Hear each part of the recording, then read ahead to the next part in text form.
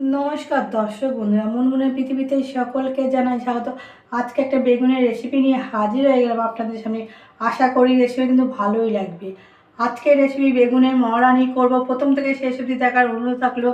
গরম ভাতের সাথে, রুটির সাথে, প্রত্যেক কিছুর সাথে কিন্তু খেতে ভালো লাগবে।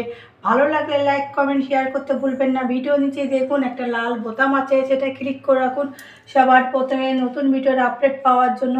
বন্ধুদের বলছি আমার পাশে থাকুন, সাপোর্ট করুন। চলুন তাহলে রেসিপিটা শুরু করা যাক।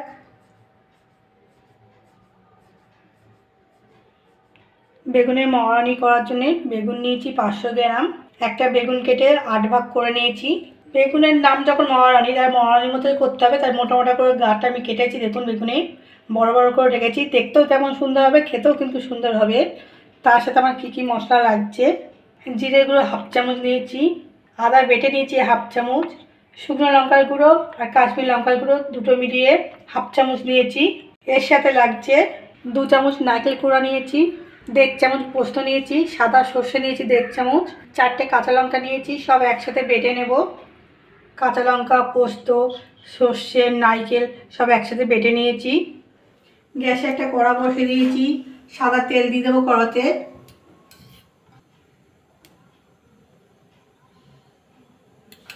তেলটা গরম হয়েছে, তেলের মধ্যে অ্যাড করব লবণ। একটু নাড়াচাড়া করে নেব লবণটা। বেগুনে কিন্তু আমি লবণ কিছুই মাখালাম না, ডাইরেক্ট কড়াতে আমি লবণ দিয়ে দিলাম। আর বেগুনগুলো দিয়ে দেবো।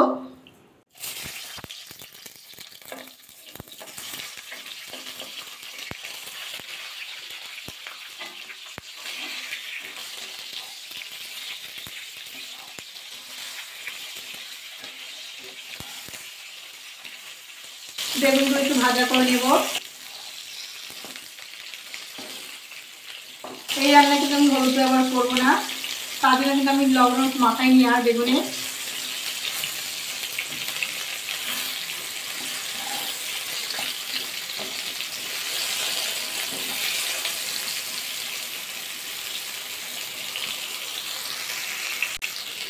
বেগুনটা ভাজা করে নিয়েছি, উল্টে পাল্টে তুলে নেব এবার।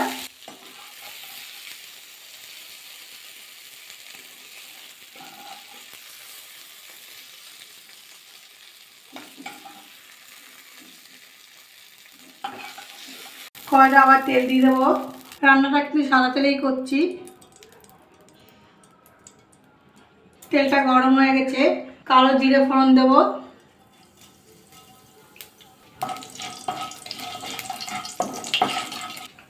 আদাটা দিয়ে দেবো এবার। জিরে গুঁড়োটা দিলাম, সামান্য জল।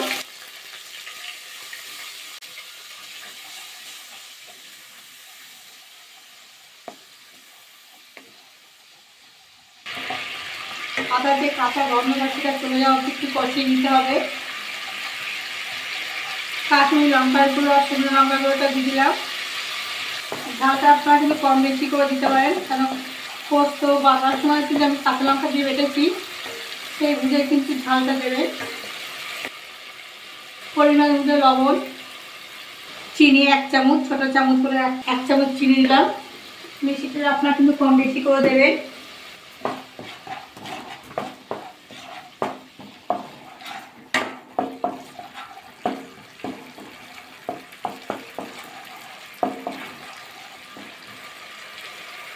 গ্যাসেরটা একদম লোতে করে দিলাম। পোস্ত, নারকেল, সর্ষে, কাঁচা লঙ্কা বেটে রেখেছিলাম, সেটা দিয়ে দেবো।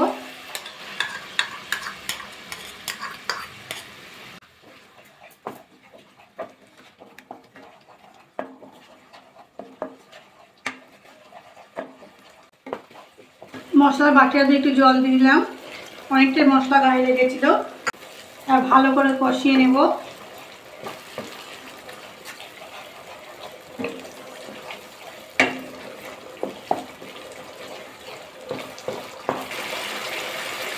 দেখুন মশলাতে কিন্তু তেল ছাড়ছে। বন্ধুরা বলবো কিন্তু অবশ্যই কিন্তু বাড়িতে একবার বেগুনের মহারানি করে খেয়ে দেখবেন, খুব ভালো লাগে খেতে। কিন্তু ভাতের সাথে, রুটির সাথে খেয়ে কিন্তু আমাকে কিন্তু কমেন্ট করে জানাতে ভুলবেন না কেমন লাগলো খেতে। বন্ধুরা বলবো আমার পাশে থাকুন, সাপোর্ট করুন আমাকে। এবার বেগুনগুলো দিয়ে দেবো। আমি কিন্তু কালো সর্ষে দিইনি, আমি সাদা সর্ষে দিয়ে কিন্তু বেটেছিলাম। আপনারা কিন্তু কালো সর্ষে দিতে পারেন। কালো সর্ষে দিয়ে কী হবে, কালো কালো একটু হবে বলে আমি কালো সর্ষে দিইনি। সাদা হলে দেখতেও ভালো লাগবে, খেতেও ভালো লাগবে, এই আমি সাদা সর্ষে দিয়েই করেছি। আপনার যেটা পছন্দ হবে সেটা দিয়ে আপনারা করতে পারেন। ভালো করে কষিয়ে নিয়েছি দেখুন বেগুন দিয়ে। বেগুনগুলো কেন বড় বড় করে কাটতে বললাম, বেগুনগুলো বড় বড় কাটতে কারণ বেগুন কিন্তু নরম, আরও ভাজা করলে আরও নরম হয়ে যাবে কিন্তু।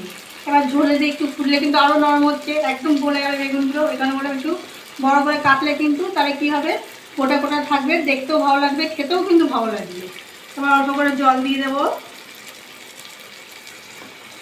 বেশি কিন্তু জল দেবো না। 1 কাপের মতো জল দিয়েছি। গ্যাসের জলটা কিন্তু একদম লোতে করে দিয়েছি। 2টো কাঁচা লঙ্কা মাঝখান থেকে চিড়ে দিয়ে দিলাম। এবার ঢাকা দিয়ে দেবো, দিয়ে 5 মিনিট ফুটিয়ে নেব। এবার ঢাকাটা খুলে নেব, আস্তে একটু নাড়াচাড়া করে নেব।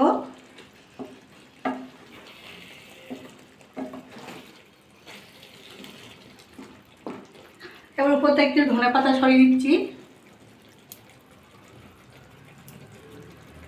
এবার গ্যাসটা অফ করে দিলাম। বেগুনের মহারানি কিন্তু পুরো রেডি। একটা প্লেটে নামিয়ে দেখাচ্ছি।